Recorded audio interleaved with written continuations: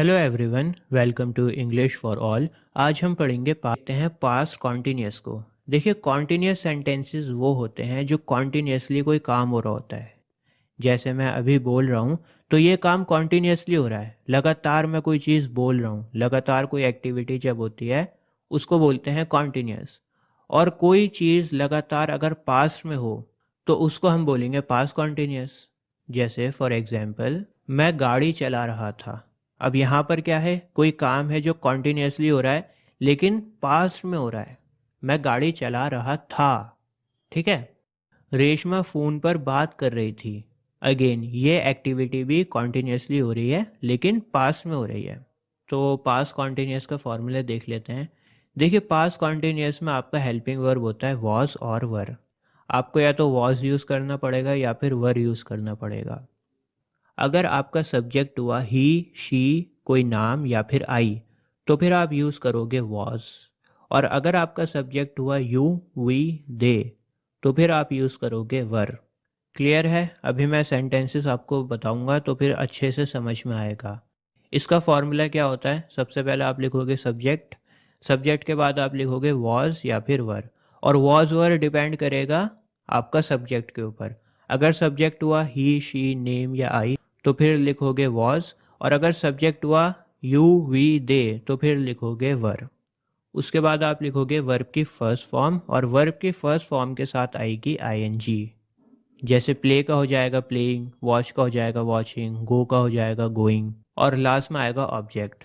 चलिए कुछ सेंटेंसेस देखते हैं। मैं रो रहा था। यहाँ पर सब्जेक्ट है आई। उसके बाद आप लिखोगे वॉज। अब यहाँ पे वॉज हमने इसलिए लिखा है क्योंकि आपका सब्जेक्ट है आई। और मैंने आपको बताया था कि अगर आपका सब्जेक्ट होगा ही, शी, नेम या आई तो आप यूज़ करोगे वॉज। अगर यहाँ पर सब्जेक्ट होता यू तो फिर आप क्या लिखते? फिर आप लिखते वर।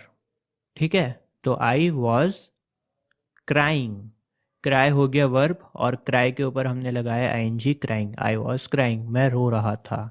अच्छा, इस सेंटेंस में कोई भी ऑब्जेक्ट नहीं है। ज़रूरी नहीं है कि हर सेंटेंस में आपका ऑब्जेक्ट हो, बिना ऑब्जेक्ट के भी आपका सेंटेंस बन सकता है। कुछ और सेंटेंसेस देखते हैं ताकि आपका कॉन्सेप्ट क्लियर हो। She was playing cricket. वह क्रिकेट खेल रही थी।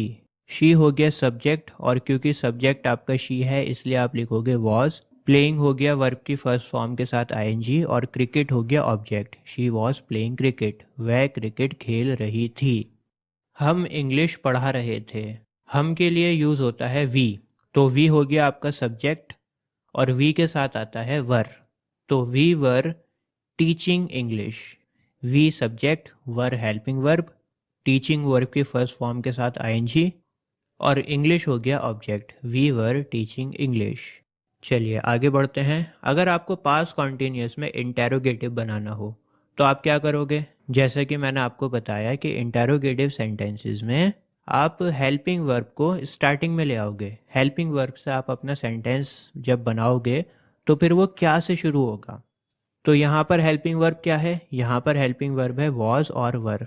तो सबसे पहले आप वॉज या वर में से कोई एक लिखोगे, और वॉज वर डिपेंड करेगा सब्जेक्ट के ऊपर। उसके बाद आप लिखोगे वर्ब की फर्स्ट फॉर्म आईएनजी के साथ, और लास्ट में आएगा ऑब्जेक्ट। जैसे for example, was she cooking food. क्या वह खाना पका रही थी?